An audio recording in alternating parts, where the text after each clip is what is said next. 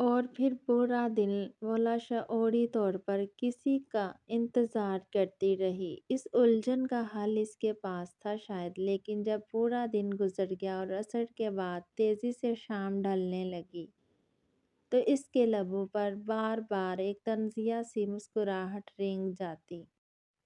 وہ شام تک یوں ہی جلے دل کے پھپھولے پھوڑتی رہی۔ بس اتنا ہی دمخم تھا محبت میں کہ اپنی اور اپنی بہن کی ایک ہی بے عزتی برداشت نہیں کر سکا۔ یہ ہے اس آدمی کی دو کوڑی کی محبت۔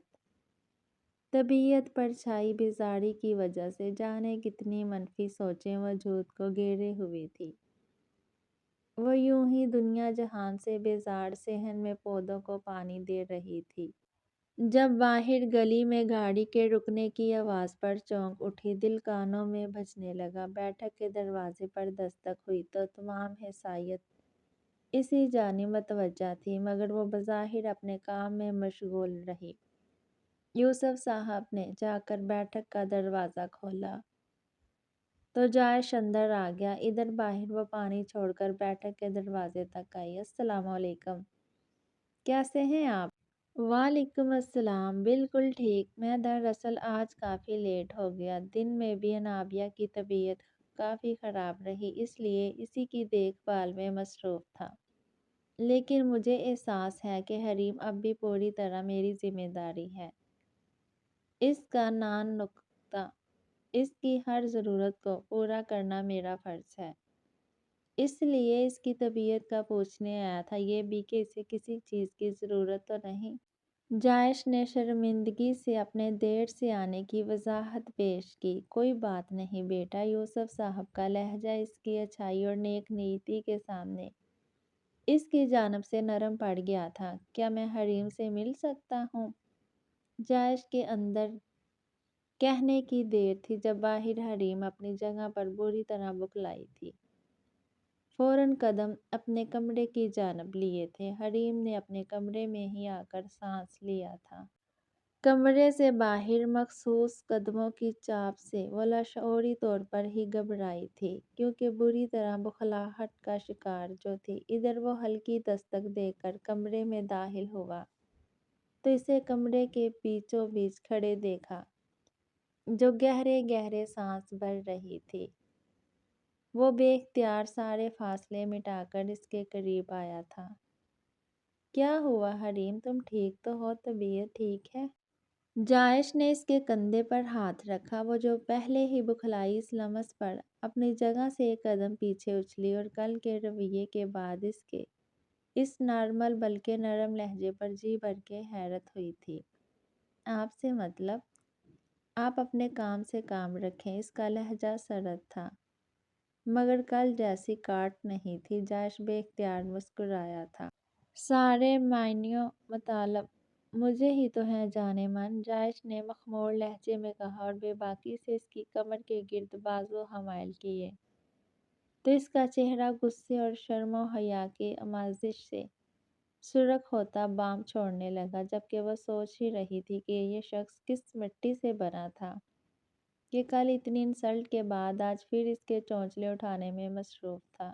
آپ کی ہمت کیسے ہوئی مجھے چھونے کی؟ دور ہٹے مجھ سے، اس نے سخت مزاحمت کی۔ اوہو، کیوں ہلکان کر رہی ہو خود کو بیگم؟ چھوڑ دوں گا؟ بس جو پوچھ رہا ہوں وہ بتا دو، میرا بیبی ٹھیک ہے نا؟ بالکل۔ جاش نے اس کے کان میں سرگوشی کی۔ ٹھیک ہے، اس نے جان چھڑانے کو دانت پیس کر کہا تو جاش نے مسکراتے اسے اپنے حصار سے آزاد کر دیا۔ میں فروٹس وغیرہ لایا تھا، وعدہ کرتا ہوں تم پر اب کبھی کوئی آنچ بھی نہیں آنے دوں گا۔ بس اپنا بہت سارا خیال رکھنا۔ منتھلی چیک اپ کے لیے بھی میں ہی لے کر جاؤں گا تمہیں، منع کرو گی تو بھی نہیں مانوں گا۔ روز تمہیں منانے آؤں گا، جب تک مانو گی نہیں تم سے معافی کی درخواست کرتا رہوں گا۔ میری زندگی کا مقصد تمہیں خود سے محبت کرنے پر مجبور کرنا ہے۔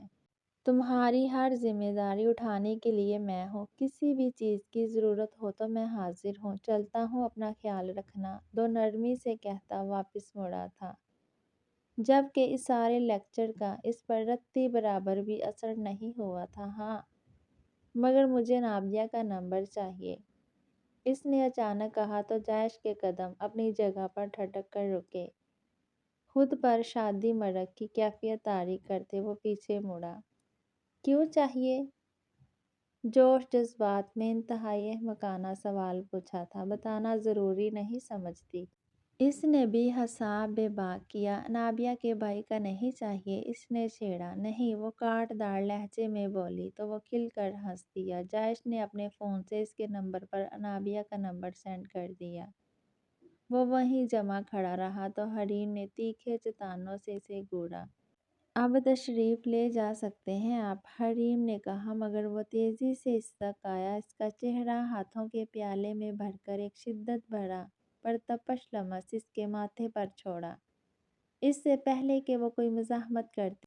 جائش نے اس کی نرم و گداز گالوں کو اپنے لمس سے بوجھل کر دیا۔ اس کے حرف بڑے لمس کا اعجاز تھا کہ اس کے عارضے لال ٹماٹر ہو کر دہکنے لگے۔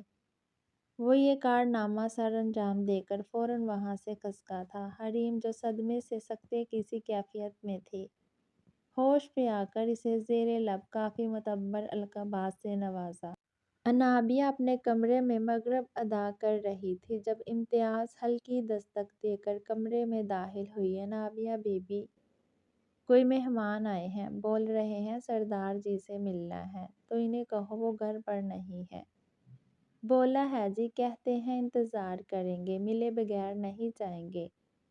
ایسا کون ہے پتہ نہیں، کہتے ہیں امریکہ سے آئے ہیں۔ اچھا، میں خود دیکھتی ہوں۔ انابیہ اپنی جگہ سے اٹھی اور آہستگی سے ڈرائنگ روم کی جانب آئی۔ ہلکے پیلے سوٹ پر سفید چادر نما دوپٹہ حجاب سٹائل میں لیے وہ ڈرائنگ روم میں داخل ہوئی۔ وہ جو کوئی بھی تھا، بلیک ڈنر سوٹ میں ملبوس لمبا چوڑا شخص اپنے موبائل میں مصروف تھا۔ السلام علیکم، انابیہ نے دھیمے لہجے میں سلام کیا۔ سامنے والے نے نگاہیں اٹھا کر سامنے دیکھا۔ یہ نگاہ سامنے نہیں اٹھنی چاہیے تھی، اگر اٹھ ہی گئی تھی تو واپس پلٹنی چاہیے تھی، مگر ایسا کچھ نہیں ہوا تھا۔ وعلیکم السلام، آپ کون ہیں اور کس سے ملنا ہے آپ کو؟ یہ سردار جائش جہانگیر کا ہی گھر ہے نا؟ اس نے سکون سے پوچھا۔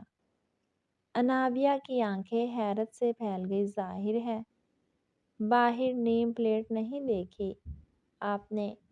انابیہ نے خائف ہو کر کہا تو سامنے والا متبسم ہوا، جبکہ انابیہ کو یہ مسکراہٹ بالکل سمجھ نہ آئی۔ بس پھر میں محمد افروز شیرازی ہوں، جائش کے کالج سے اس کا دیرینہ دوست امریکہ میں تھا، کل ہی واپس آیا تو اسے سرپرائز دینے کے چکر میں ملنے چلا آیا، مگر یہاں تو آ کر میں خود ہی سرپرائز ہو گیا ہوں، وہ نرمی سے کہتا بولے گیا، جبکہ اس کے آخری الفاظ انابیہ کے سر سے گزر گئے۔ میں فون کرتی ہوں بھائی کو، بلکہ وہ آتے ہی ہوں گے، اب ویٹ کریں، میں آپ کے لیے کچھ بھجواتی ہوں، وہ بول کر جانے لگی۔ سنیں، اس نے پکارا، نام کیا ہے آپ کا؟ جی نام پوچھا ہے میں نے، کوئی اتنا مشکل سوال نہیں پوچھا، افروز نے لاپرواہی سے کہا۔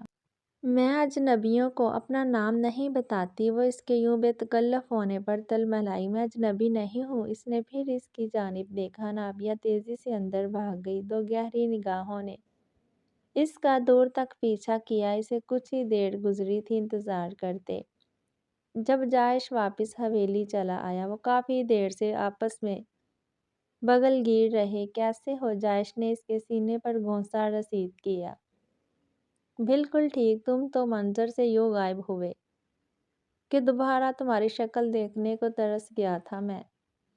جائش نے اس سے شکوہ کیا۔ بس امریکہ میں ہی جاب تھی تو امی ابا کے ساتھ ادھر ہی سیٹل ہو گیا، لیکن اب میری شکل نظر آتی رہے گی تمہیں، وہ بول کر خود ہی مسکرا دیا۔ اور مجھے لگا یہ کہو گے تمہاری بھابھی اور بال بچوں کے ساتھ سیٹل ہو گیا تھا۔ کہاں یار، 4 بہنوں کی ذمہ داریاں، امی کے کینسر کا علاج، بہت ذمہ داریاں تھیں کندھوں پر۔ امی نے سر توڑ کوشش کی کہ میں شادی کر لوں، مگر اپنی ذمہ داریاں پوری کرنے سے پہلے میں اپنے لیے یہ قدم ہرگز نہیں اٹھانا چاہتا تھا۔ دوسرا کوئی اس دل کو اس قدر بائی ہی نہیں کہ اپنے مقاصد کو پس پشت ڈال کر بس اس کا ہاتھ تھامنے کی جلدی مچاتا۔ افروز نے سادگی سے کہا، اور اب کیا ارادے ہیں محترم کے؟ جائش مسکرا دیا، اب اپنے تمام فرائض سے سبکدوش ہو چکا ہوں۔ امی بالکل ٹھیک ہے اور ماشاءاللہ امریکہ جانے سے پہلے ابا کے ساتھ حج بھی کر آئی ہیں۔ کسی کام سے یہاں آیا تھا تو امی نے ایک لسٹ تھما کر بھیجا کہ امی اور ابا کے خاندان میں سے جو پسند ہو اسے بہو بنا کر ہی امریکہ قدم رکھو۔ اب تو کافی عرصے سے اس کی تلاش تھی جو دل کو بھا جائے۔ افروز کے لبوں سے مسکراہٹ جدا نہیں ہو پا رہی تھی۔ مطلب تلاش پوری ہو چکی ہے؟ جائش نے اس کے فکرے سے من پسند لفظ اچک لیا تو وہ بھی ہنس دیا۔ اب تک اتنے ہی ذہین ہو جتنے پہلے ہوا کرتے تھے۔ تمہیں کوئی شک ہے؟ اور اب میری تعریفوں کے پل باندھ کر بات کو گھماؤ مت، سیدھی طرح بتاؤ کہ کسی کو پسند کرتے ہو کیا؟ جائش کے لہجے میں حسرت ہی حسرت تھی۔ کاش سب کچھ برباد ہونے سے پہلے اتنا مخلص انسان اس سے ملا ہوتا، مگر اب بہت دیر ہو چکی تھی۔ میں گھما پھرا کر بات نہیں کرنا چاہتا جائش۔ اگر امی ابو یہاں ہوتے تو بات کرتے۔ ابھی تمہاری چھوٹی ہمشیرہ سے دعا سلام ہوئی۔ مجھے لگتا ہے ایک عرصے کی تلاش پوری ہو گئی۔ میں جلد از جلد انہیں اپنی زوجیت میں لینا چاہتا ہوں۔ افروز نے بول کر جائش کے پیروں تلے سے زمین کھینچی۔ وقت جیسے پڑ لگا کر اڑ گیا۔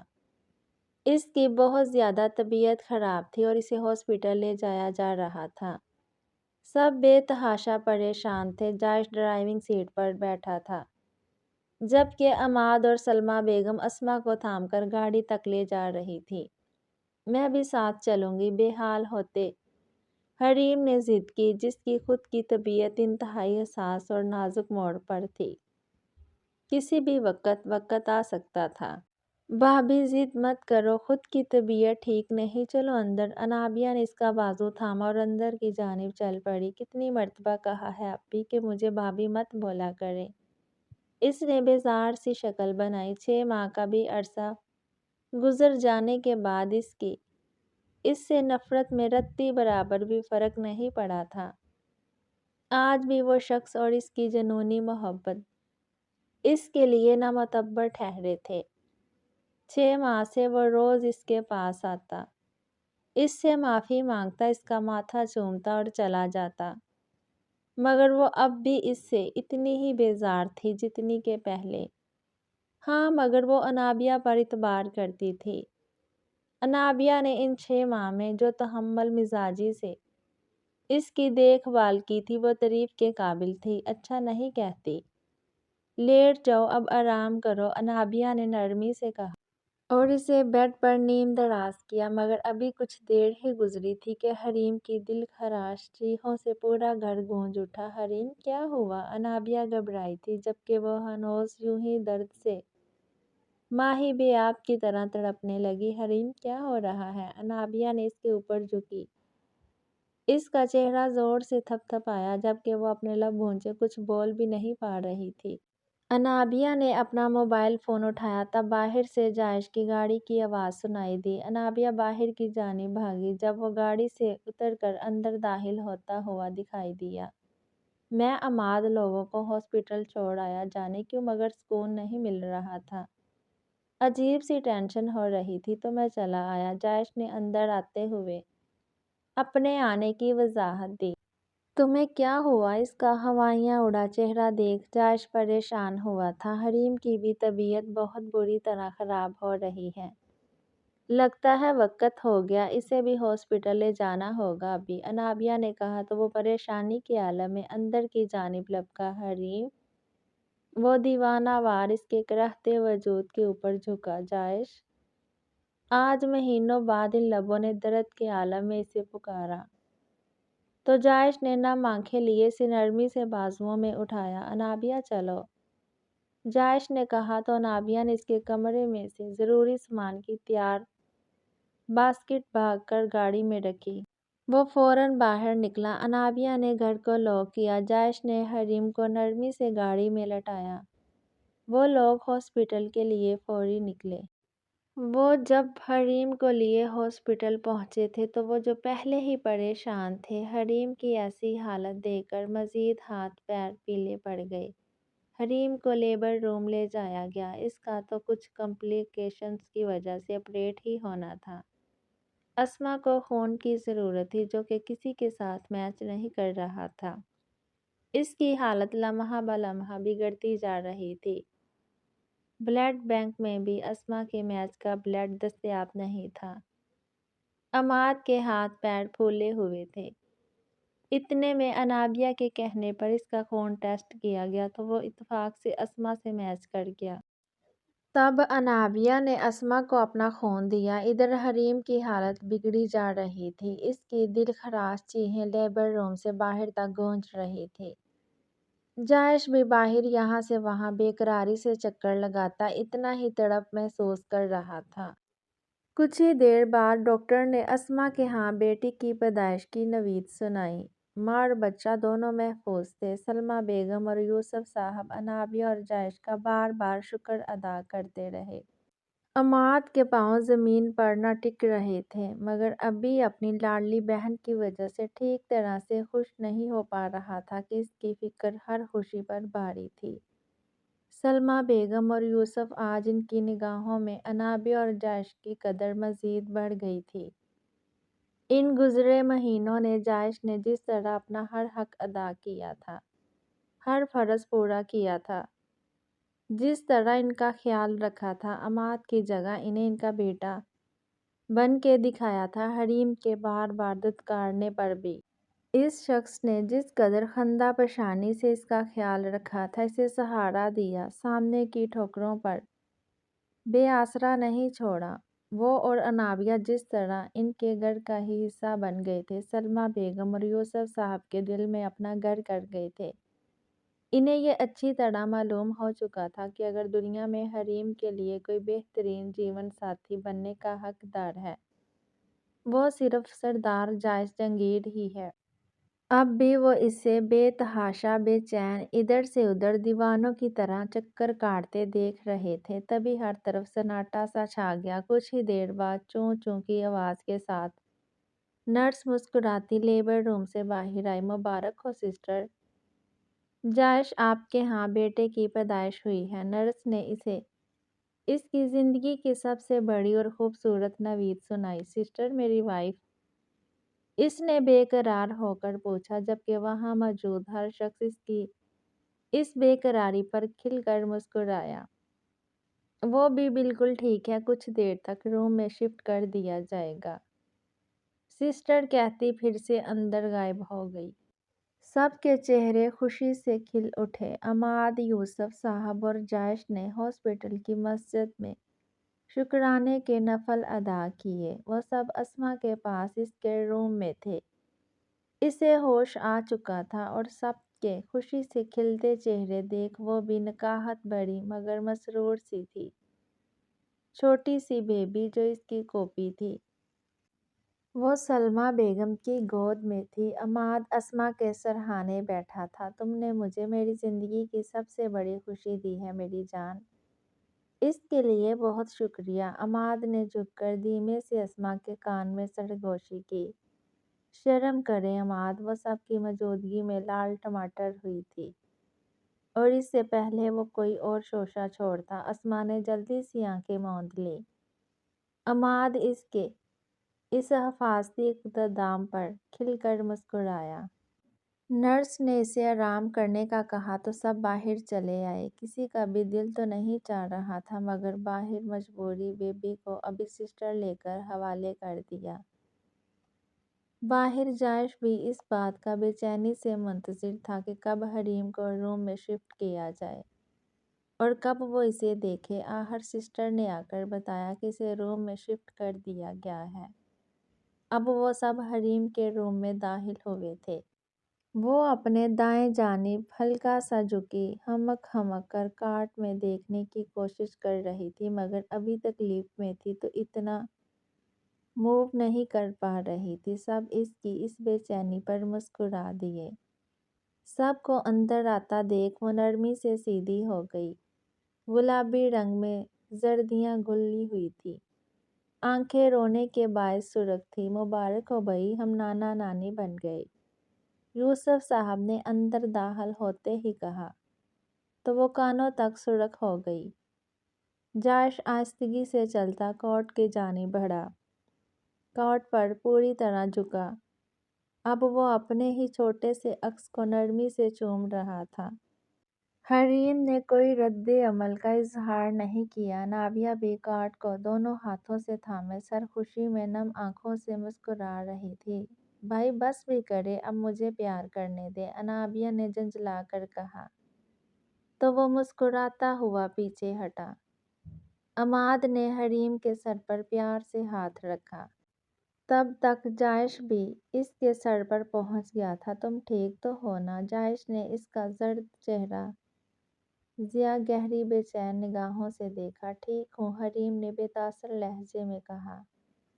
सब काफी देर इसके पास बैठे रहे। हरीम इनके खुशी से दहकते चेहरे देख निगाहें चुराती रही। हत्ता के वो दोनों बहन भाई भी पूरी तरह बेबी की जाने मतवज्जा थे और वो ख्वाम ख्वाही जल कर पहलू बदल रही थी। इन 7-8 माह में इस शख्स ने इस पर आप क्या इतनी अनायतें, मोहब्बतें और चाहतें अया की थी। इसे अपने दिल की इतनी ऊंची मसद पर बैठाया था कि वो अब इस सब की जैसे आदी हो चुकी थी, या शायद थोड़ी मगरूर भी होने लगी थी। इसलिए तो इसे काबल इतना नहीं गर्दनाती थी। अमाद, सलमा बेगम और यूसुफ साहब इससे बातें करते रहे। फिर इसने खुद ही सबको कहा कि वो अस्मा के पास चले जाएं। सब ने खुश दिली से हामी भरी और कमरे से बाहर निकल गए, सिवाय इस शख्स को जो इत्मीनान से वहीं बैठा रहा। हत्ता के अनाबिया भी बहाने से वहां से खिसक गई।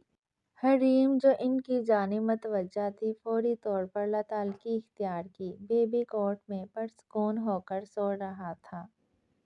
जायश अब पूरी तरह इसकी जानिब मतवज्जा हुआ था। वो उठकर इस तक आया। हरीम ने इसकी जानिब से रुख मोड़ना चाहा, मगर जायश ने बेड पर इसके इंतहाई करीब बैठकर इसे नरमी से थामकर ऐसा करने से कबल ही इसे अपनी गिरफ्त में थाम लिया। अब बस भी करो जाने मन, तुम्हारी कैद के इन 7-8 दिनों का खमियाजा मेरे 7-8 माह भुगत चुके हैं मेरी जान। खुदा के लिए अब तो मुझे माफ़ कर दो। अब तो हमारा बेबी इस दुनिया पर आ चुका है। प्लीज़ इसकी खातिर ही मुझे माफ़ करके हवेली चली आओ। जायश के नरमी बड़े लहजे में इल्तिजा थी, जबकि वो इस बात का कुछ और ही मतलब समझकर सरता पैर सलग गई। क्या मतलब है आपका? आप जैसे मर्दों की यही प्रॉब्लम है, यही सोच रखते हैं ना कि औलाद दुनिया पर आ गई तो बीवी के पैरों में बेड़ियां डाल दी, बन गई वो सारी उम्र के लिए आपकी गुलाम। अगर आपकी यही सोच है सरदार जी, तो इंतहाई। तुम्हें किस जाहल ने कहा कि हर मर्द की यही सोच होती है? जायश ने इसकी बात तेजी से काटी थी। अब इसके लहजे की सख्ती हरीम को अपनी जगह पर साकित कर गई थी। हर मर्द की ये सोच नहीं होती कि औलाद औरत की गुलामी का जरिया है। किस जाहल ने कहा कि औलाद औरत के पाँव की बेड़ियां हैं? ये औलाद ही तो होती है जो मियाँ बीवी के रिश्ते को पुख्ता करने को एक मोहब्बत बड़ी सबील होती है। मियाँ बीवी का पाकीज़ा रिश्ता मजबूत तरीन करने का एक ज़रिया। मियाँ बीवी के लिए औलाद अल्लाह ताला की जानिब से अनायत किया गया कितना खूबसूरत तोहफ़ा है। इस बात से इनकार किया जा सकता है क्या? इतने माह हो गए, मुझे लगा अब तो तुम मेरी नेचर को समझ ही चुकी होगी, मगर अफसोस। तुम सोच भी कैसे सकती हो हरीम ऐसा कि मैं इस बेबी को तुम तक पहुंचने का कोई जरिया बनाऊंगा? जायश ने इसकी चंद थामकर इसकी आंखों में झांका। आप सब कुछ कर सकते हैं तो क्या मैं बोल भी नहीं सकती? वो चीख कर बोली। पता नहीं कहाँ का गम कहाँ गलत कर रही थी, जब आंसू आंखों से कतार दर कतार। इस कदर नाजुक सूरत, दर्द बेदरेक तकलीफ के बायस इस जज्बाती सहारे की ज़रूरत थी। شاید جو اسے اب میسر آیا تھا، ایسا کیا کر دیا آخر میں نے کہ میری 1000 کوششوں اور 1000 منتوں پر بھی یہ تمہارا پتھر دل پگھلتا نہیں۔ جاش نے نرمی سے اس کی چن پر اپنے لب رکھے تھے، جبکہ وہ فضول میں ہی روئے گئی۔ آپ نے زبردستی کی میرے ساتھ۔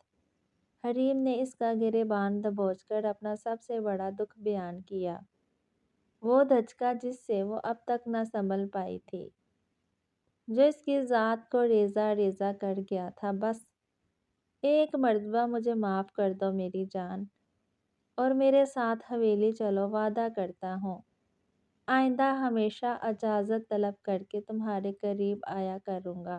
جاش کا چہرہ بے تاثر جبکہ لہجہ انتہائی غیر سنجیدہ تھا۔ وہ جو معافی والی بات سن رہی تھی، باقی سب باتیں دماغ کے اوپر سے گزر گئی، مگر جب سمجھ آئی تو حریم چیخ گئی، دور ہٹے مجھ سے۔ اس نے مزاحمت شروع کی۔ رونے کے درمیان اسے پتہ ہی نہ چلا وہ کون سی اور کس سچویشن میں ہے۔ اب تدراک ہوتے ہی اس کے اعصاب ختم ہوئے تھے۔ ہٹ جاؤں گا، پہلے قریب سے جی بھر کر دیدار تو کرنے دو۔ جاش نے حسب عادت اس کے ماتھے پر اپنا دہکتا لمس چھوڑا۔ آئی ہیٹ یو سردار جاش جہانگیر، وہ آنسو بہاتے ہوئے بے بسی سے بولی، but I love you so مچ۔ جاش نے اپنا دل کھول کر رکھا، اب اسے محسوس ہوا وہ ہلکے ہلکے کانپ رہی تھی۔ تب جاش نے بنا کچھ کہے نرمی سے اسے سہارا دے کر تکیے پر لٹا دیا۔ آرام کرو میری جان، تمہیں آرام کی سخت ضرورت ہے۔ جاش نے اس پر چادر ڈالی، وہ ڈیڑھ بنی چھت کو گھوڑنے لگی۔ تب جاش نے جھک کر اس کی پلکوں کو اپنے لبوں میں قید کیا۔ حریم نے بے تحاشا گھبرا کر اپنی آنکھیں زور سے مینچ لیں۔ اس کے پرتپش لمس کب سے اسے خود میں سمٹنے پر مجبور کر رہے تھے۔ اب بھی وہ گہرے گہرے سانس بھرنے لگی۔ جاش مسکرا کر پیچھے ہٹا اور پھر سے اپنے بیبی کی جانب متوجہ ہو گیا۔ حریم اور اسما کو گھر آئے 2 ہفتے ہو چکے تھے۔ اس دوران آج سے 2 دن پہلے عماد اور جاش نے اکٹھے مل کر ایک ہی دن بچوں کا عقیقہ بڑے پیمانے پر کیا تھا۔ عماد نے اپنی گڑیا کا نام ماورا رکھا تھا، جبکہ جاش نے اپنے شہزادے کا نام سردار تیمور جاش رکھا تھا۔ سب بے تحاشا خوش تھے۔ ان سب کی خوشی اس وقت خاک میں ملی جب وہ لوگ سب اکٹھے بیٹھے تھے۔ وہ سب حریم کے کمرے میں موجود تھے۔ جاش اور انابیہ بھی کمرے میں ہی تھے۔ جاش نے اپنے بیٹے کو گود میں اٹھا رکھا تھا جب حریم نے اپنے بابا کی جانب دیکھا۔ بابا، بیبی کی پیدائش ہو چکی ہے۔ اب تو کوئی رکاوٹ نہیں ہے نا؟ اب مجھے آزادی چاہیے، اس شخص کو کہیں مجھے ابھی اس وقت ڈیورس دے۔ حریم نے بے لچک لہجہ اختیار کیا تھا۔ انابیہ کو لگا وہ سانس لینا بھول گئی ہے، جبکہ جاش نے بے یقینی سے پھٹی ہوئی نگاہوں سے اسے حیرت و صدمے سے دیکھا۔ اسے تو لگا تھا سب ٹھیک ہو گیا ہے، اب سب کچھ بالکل ٹھیک ہو جائے گا، وہ مان جائے گی۔ اس نے اپنی دناست میں اپنی جان توڑ کوشش کی تھی کہ وہ اسے منا لے گا، مگر جاش لال بھبو کا چہرہ اور پھولی ہوئی رگیں لیے اس کی جانب دیکھے گیا۔ حریم، یہ کیا بچپنا ہے؟ سب سے پہلے عماد نے اسے ٹوکا، یہ میری زندگی ہے بھائی، تو فیصلے کا اختیار بھی مجھے ہی ہونا چاہیے، حریم نے سادگی سے کہہ کر اسے چپ کروا دیا۔ سلمیٰ بیگم اور یوسف صاحب بھی اسے حیرت سے دیکھ رہے تھے۔ جاش خاموشی سے اپنی جگہ سے اٹھا تھا، بیبی کو سلمیٰ بیگم کی گود میں دیا۔ وہ بہت خاموشی سے کچھ بھی کہے بغیر، کوئی سوال کیے بغیر اس کمرے کی دہلیز پار کر گیا۔ انابیہ نے بھی آنکھوں میں آنسو لیے اس بے حس لڑکی کی جانب دیکھا، جس نے ایک پل میں اس کے اور اس کے بھائی کے خلوص، نیک نیتی اور خدمت گزاری کو آسمان سے زمین پر لا پٹکا تھا۔ وہ بھی خاموشی سے اس گھر کی دہلیز پار کر گئی، حتیٰ کہ کچھ بھی کہے بغیر۔ فی الحال سب ہی اس کمرے سے باہر نکل گئے۔ وہ آوازیں دیتی رہی، مگر ابھی کوئی بھی کسی قسم کی بات کرنے کا حوصلہ خود میں نہیں پاتا تھا۔ اگلے 15 دن یوں ہی انتہائی بوجھل، بیزار اور بے کلی لیے ہی گزرے تھے۔ وہ اپنے کمرے میں موجود تیمور کو فیڈ کروا رہی تھی جب دستک دے کر یوسف صاحب، سلمیٰ بیگم اور ماد اندر داخل ہوئے۔ وہ ان کی جانب متوجہ ہوئی۔ ان کے چہرے غیر معمولی حد تک سنجیدہ تھے۔ حریم، جائش کا فون آیا تھا۔ اس نے بولا کہ تم آزادی چاہتی ہو، تو اب کی بار وہ تمہیں مکمل فیصلے کا اختیار دیتے ہوئے تمہاری ہر خواہش کا احترام کرے گا۔ اسی لیے اس نے کہا کہ خلا کے پیپر بنوا کر سائن کر کے بھیج دو۔ وہ سائن کر دے گا۔ اب تم بتاؤ، میرا دوست منیب وکیل ہے، پیپر بنوانے کے لیے اسے فون کروں؟ عماد نے بے تاثر و سپاٹ لہجے میں اس سے پوچھا۔ حریم کی تو بے یقینی سے یوں آنکھیں پھٹی تھیں، گویا کاٹو تو بدن میں لہو نہیں، جبکہ وہ دونس بڑا لہجہ ذہن میں گونجا جب وہ کہا کرتا تھا کہ اسے کسی قیمت پر بھی نہیں چھوڑے گا۔ وہ ساکت تھی۔ جب یوسف صاحب کی بھاری بوجھل دکھی آواز کمرے میں گونجی، ایک بات یاد رکھنا حریم، جو کچھ بھی ہوا تھا اس میں اس معصوم جان کا کوئی قصور نہیں تھا۔ ہم جاہل نہ تھے، اسی لیے اسے ختم کرنے کا نہیں کہا۔ اب بھی زندگی کے ہر قدم پر تمہارے ساتھ کھڑے ہیں، ہر حال میں تمہارا ہی ساتھ دیں گے۔ مگر اب جب کہ تم نے آزاد ہونے کا فیصلہ کر ہی لیا ہے، تو تمہیں بیبی کو اس کے باپ کے حوالے کرنا پڑے گا۔ بہت جلد ہم چاہیں گے کہ تمہارا گھر دوبارہ بس جائے، لیکن کوئی تمہیں اس ایکسٹرا بوجھ کے ساتھ قبول نہیں کرے گا۔ ویسے بھی جائش کی ہر ریاست کے بدلے میں یہ کبھی نہیں چاہوں گا کہ سگا باپ ہوتے ہوئے اس کا بچہ کسی اور در پر پڑا رہے۔ میں ناانصافی نہیں کرتا، اور انصاف کا یہی تقاضا کہ تم یہ بچہ اس کے سگے باپ کے حوالے کرو گی، یوسف صاحب نے بے تاثر لہجے میں کہتے حریم کے پیروں تلے سے زمین سرکائی۔ شام کا وقت تھا جب وہ چہرے پر گہری سنجیدگی طاری کیے انابیہ کے دروازے کے باہر کھڑا تھا۔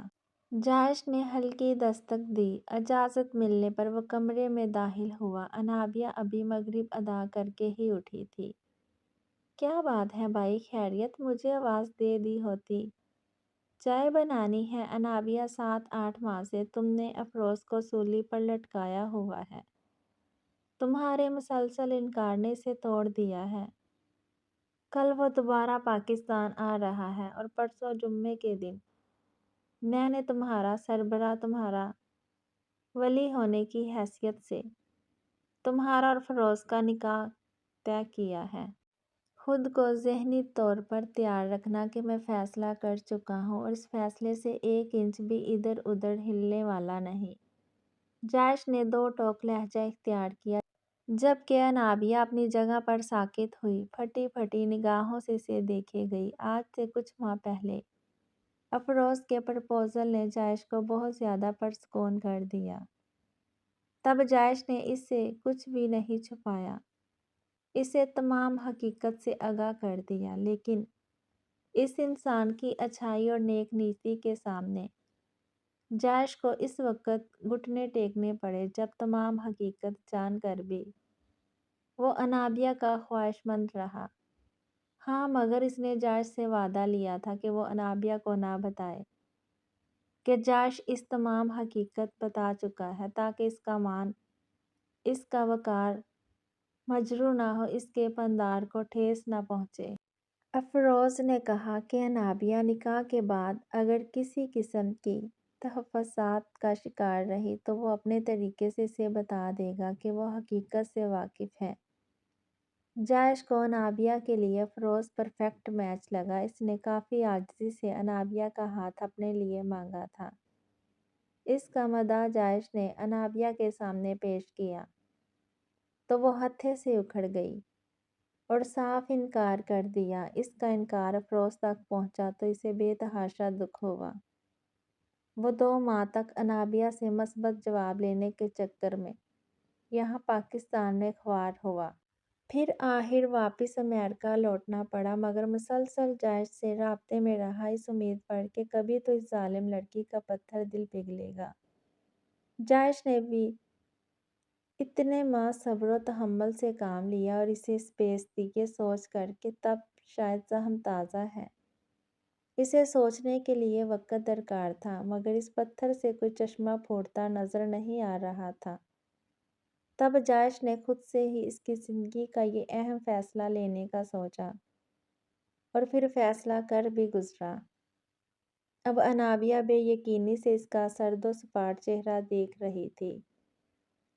بھائی آپ ایسے کیسے کر سکتے ہیں میرے ساتھ؟ انابیہ ابھی تک صدمے کے زیر اثر تھی۔ میں نے جو کچھ بھی کیا ہے سوچ سمجھ کر کیا ہے۔ اللہ تعالیٰ پر اور مجھ پر بھروسہ رکھو انابیہ، انشاءاللہ اب جو بھی ہوگا بہتر ہوگا۔ جائش نے اس کے سر پر ہاتھ رکھا۔ میں آپ کی یہ بات ہرگز نہیں مانوں گی۔ وہ پھر ہتھے سے اکھڑ گئی۔ انابیہ کوئی سوال نہیں، میں فیصلہ کر چکا ہوں۔ ویسے بھی ماں باپ بن کر تمہیں پالا ہے، کیا میرا تم پر اتنا بھی حق نہیں کہ تمہارے لیے کوئی اہم فیصلہ لے سکوں؟ جائش نے بے تاثر لہجے میں کہا۔ انابیہ کا چہرہ پھیکا پڑ گیا، زبان لاجواب ہو کر تلو سے چپک گئی۔ ادھر جائش یہ سوچ رہا تھا کہ اب نرمی دکھانے کا مطلب تھا اسے اپنی زندگی خود برباد کرتے ہوئے دیکھنا، جو وہ ہرگز نہیں چاہتا تھا۔ انابیہ سسک پڑی۔ بھائی رحم کرے مجھ پر، میں شادی کرنا ہی نہیں چاہتی تو ٹھیک ہے، انکار کرنے کا حق رکھتی ہوں، مگر پھر جو چاہے کرتی پھرنا، پھر میرا تم سے کوئی تعلق نہیں ہوگا۔ میں حویلی سے فارم ہاؤس یا ڈیرے پر شفٹ ہو جاؤں گا۔ جائش کا لہجہ چٹانوں سا سخت تھا۔ انابیہ کو اپنا دل ڈوبتا ہوا محسوس ہوا۔ بھائی، وہ پھوٹ پھوٹ کر رو دی، میں کسی کے قابل۔ شٹ اپ انابیہ، آئندہ یہ غیر اخلاقی لفظ میں تمہارے منہ سے نہ سنوں۔ کسی انسان کی اوقات ہی کیا ہے کہ وہ دوسرے کو غلیظ کر دے؟ وہ خود گند کا ڈھیر تھا جو کفرِ کردار تک پہنچ چکا ہے۔ اب تم یہ تمام منفی سوچیں اپنے دماغ سے نکال باہر کرو تو بہتر ہے۔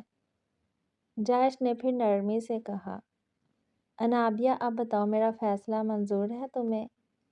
جائش نے پھر حتمی لہجے میں پوچھا۔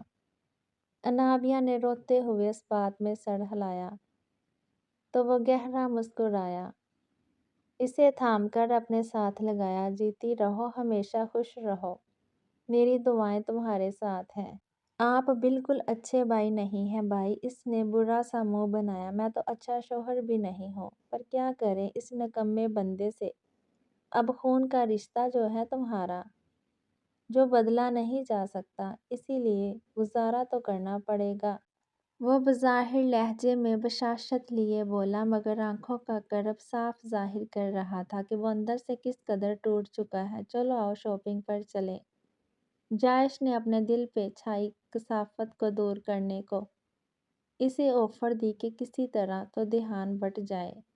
بھائی مجھے ڈر لگ رہا ہے، میں کسی کو کسی دھوکے میں نہیں رکھنا چاہتی۔ میں انہیں حقیقت۔ جلدی سے تیار ہو کر باہر آؤ، میں گاڑی تیار کروں۔ جائش نے اس کے سر پر ہاتھ رکھے، اسے تھپکی دے کر دلاسا دیا، مگر اس کی بات جلدی سے کاٹ دی۔ جائش کمرے سے باہر نکل گیا تو وہ بری طرح اپنے لب کاٹتی جھنجھلاتے ہوئے چادر سکارف لیے باہر نکل گئی۔ آج بہت خوشی کا دن تھا۔ پورے گھر میں کیک، حلوے کی میٹھی اور سوندھی سوندھی خوشبو پھیلی ہوئی تھی۔ اسما اور حریم دونوں چلا نہائی تھی تو سلمیٰ بیگم نے حلوہ بنا کر سب کا منہ میٹھا کروایا تھا۔ گھر میں غیر معمولی رونق سی تھی۔ تیمور کے رونے پر حریم اسے لیے کمرے میں آئی تھی۔ اسے فیڈ کروایا تو وہ گہری نیند سو گیا۔ اسے بیبی کیری میں لٹا کر وہ کیری باہر اٹھا لائی۔ چھوٹے سے ڈرائنگ روم میں آئی تو سب ادھر ہی موجود تھے۔ سلمیٰ بیگم اور اسما نے چیزوں اور فینسی کپڑوں کا ڈھیر سامنے لگایا ہوا تھا۔ حریم حیران ہوئی، یہ کدھر جانے کی تیاری ہو رہی ہے؟ بھئی حریم نے کیری سلمیٰ بیگم کے پاس رکھی اور خود صوفے پر یوسف صاحب کے پاس بیٹھ گئی۔